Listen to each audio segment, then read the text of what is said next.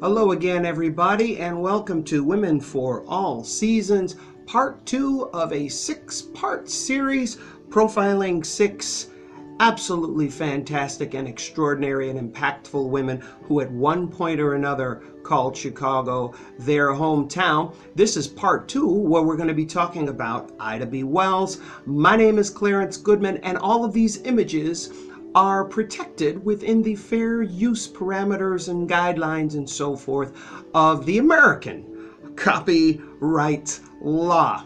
Without any further ado, here we go. Ida B. Wells, Force of Nature. Now, Ida B. Wells was born in Mississippi in 1862, meaning she was born a slave, with the Emancipation Proclamation not being issued until some months after she was born.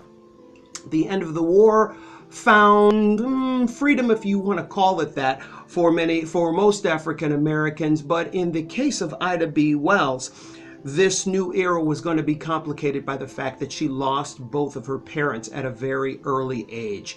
And as the eldest sibling of the family, the eldest child, she took a great deal of responsibility and felt a great deal of responsibility when it came to helping her grandmother care for her younger brothers and sisters. Now, one thing that her parents did endow her with was a strong sense of justice, a strong sense of truth, and general strength, and a two-fistedness that perhaps was unprecedented in the American experience.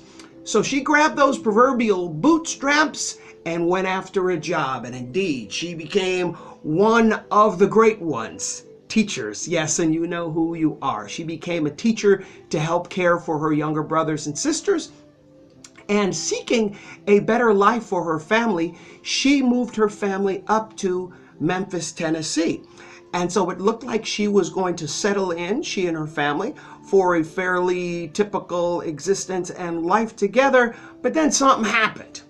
And ladies and gentlemen, when an incident is known as an incident, and it has gone through history known as an incident, it was some kind of incident, and she became involved in the Memphis incident. What did this mean? I'm so glad you asked. I'll tell you. She was on a segregated train, and she was ordered to give up her seat for a white woman, and she refused.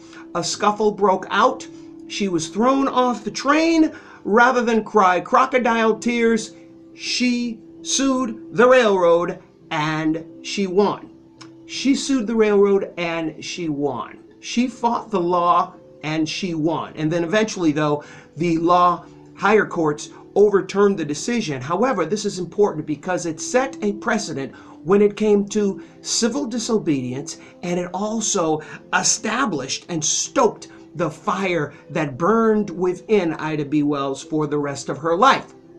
And so, from this platform of Memphis, which was a bustling city back in the 19th century, she took as her cause the crusade against lynching. And I'm a cheeky guy, but when it comes to lynching is one of the blemishes, one of the worst blemishes in the Jim Crow era that many Americans don't know about, don't care to know about, or don't want to know. Most of us of a certain age only know about lynching through a television program or a film perhaps that we saw where a very neat silhouette of a young African American man is seen swinging from a tree. It was much worse than that. African American men, women, children, old people, everybody were wiped out in kind of almost a holocaustic fashion during the Jim Crow era. One of the incredible blemishes on the soul of this nation that will always be there, and it'll be there until we start talking about it. So here we are. We're going to talk about it because Ida B. Wells did, and what's good enough for Ida B. Wells is good for me. She took this crusade to her bosom and she started to write. And this, coupled with the Memphis incident, made her a target of the Jim Crow era people in the town of Memphis. And what did she do? She wrote more. She got the bully pulpit out, if you will, and she certainly demonstrated that the pen was mightier than the sword. these two incidents very early in her career and early in her life. The aforementioned Memphis incident on the train, and then writing more and more about black people being lynched in Memphis brought a whole lot of light on her. And so she started to receive threats in tandem with all of the increased lynchings and so forth in the Memphis area. She got so many threats that she packed up her family and they moved west to Chicago. And this is a crucial thing, ladies and gentlemen. Ida B. Wells, though, people thought they were victorious in driving her out of Memphis.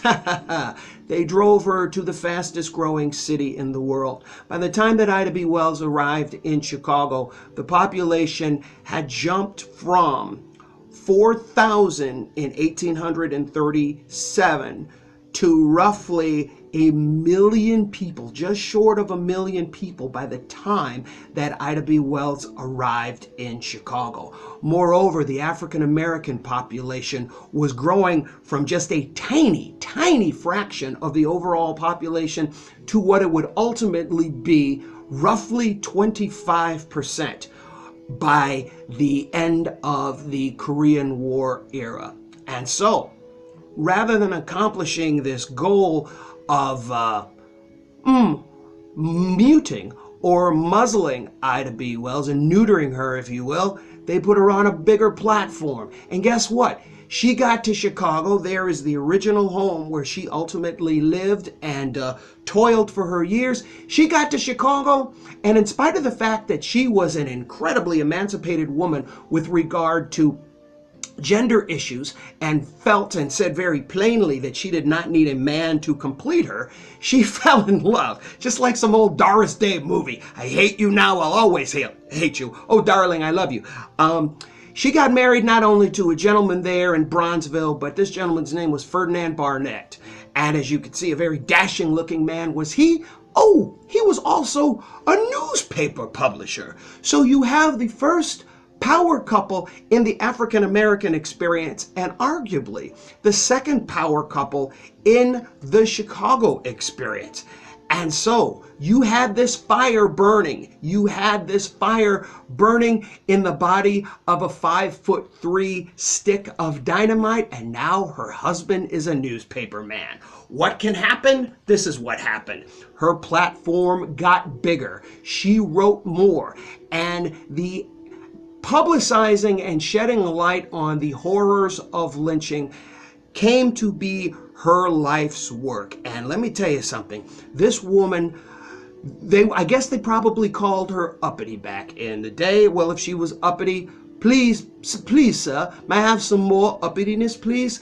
Yes, this was her thing. So Ida B. Wells is already swinging from left and right, trying to get it done. And then guess what? Chicago is on the verge of becoming a world-class city. Yeah, the World's Columbian Exposition, the World's Fair, is coming to Chicago in 1893. Chicago with a population over 1.25 million people at this point. In the early 1890s, they're expecting 10 million people through the city. 27 million people come through the city, which is extraordinary when you consider that the American population was only 64 million at the time. But guess what? Black people were not allowed to participate. That is, not allowed to be exhibitors and vendors and so forth. Every other aspect of the world population was invited, except for African Americans. Well, this did not sit well with anybody, most notably the local Chicagoans like Ida B. Wells. And so what did they do?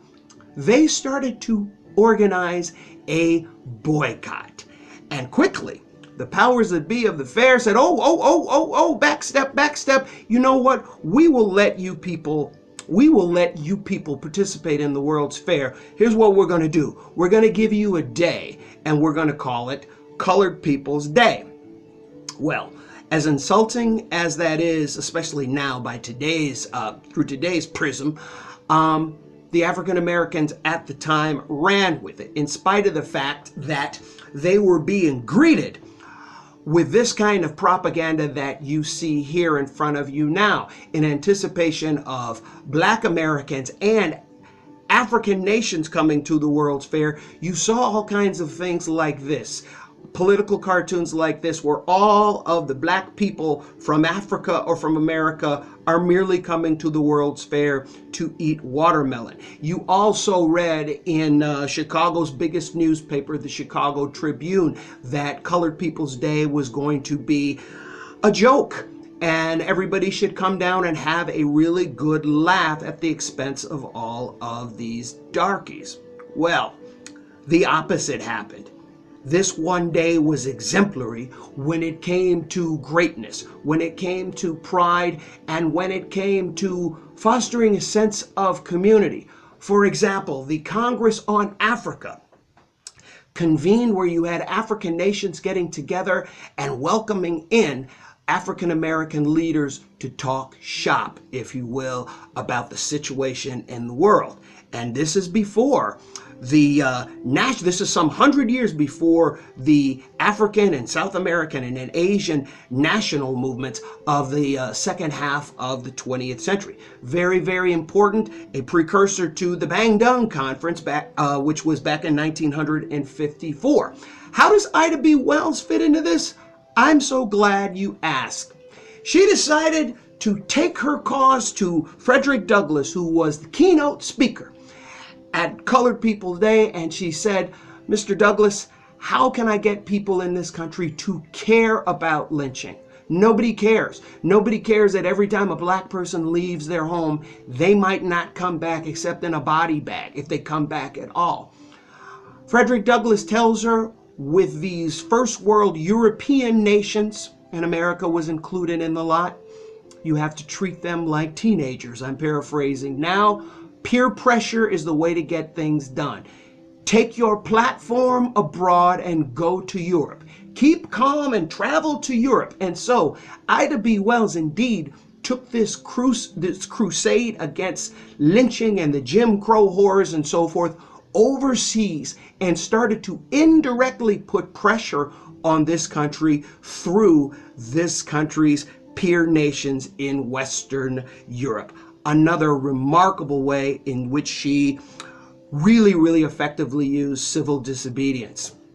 Her family grew and grew, and ultimately the blended family that she enjoyed with Mr. Barnett, there you are right now. That is some kind of picture. That's a handsome family. Old man Barnett is looking kind of worn out there on the side, but you know, getting it done, being role models, and being parents to a strong family. And so, as her work continued, Ida B. Wells became one of the founding members of the NAACP. However, you look to the images on this wheel, if you will, there at 2 o'clock, W.E.B. Du Bois. Though he had a contemporary and another African American on this very select committee, these founders of the NAACP, he didn't want Ida B. Wells to get credit. I don't know if that's professional jealousy. I don't know if that is internalized racism. I don't know if that's just good old-fashioned misogyny and sexism. But nevertheless, Ida B. Wells' light could never, ever, ever be kept under a bushel. And so when we think of the second half of the 20th century and we think of the giants, people like Rosa Parks, whose situation eerily echoed the situation of the Memphis incident, let us be reminded that Ida B. Wells refused to give up her seat some 71 years before Rosa Parks did. Not trying to discredit or marginalize what Rosa Parks did at all, but just going to say that the precedent was set by this wonderful woman by the name of Ida B. Wells. Moreover, Ida B. Wells, as she continued her work up to the end of her life in 1961, her work was in every way the precursor to and set the precedent for most acts of civil disobedience and protest in the 20th century. This influence was not limited to the Black experience, but it also helped to shape the modern women's movement. And nothing says success like having your name permanently on a street in one of the largest metropolitan areas in all of the world. Ida B. Wells Drive, fairly recently rechristened and appropriate. And the first time I heard about this renaming, my heart skipped a beat and tears welled up in my eye, and I'm getting those goosebumps again. Ida B. Wells, a true heroine and a true force of nature. I hope to see you again for part 3, Frances Glassner Lee, the case in a nutshell. Until that time, do take care of one another. May your God go with you, and so long, everybody.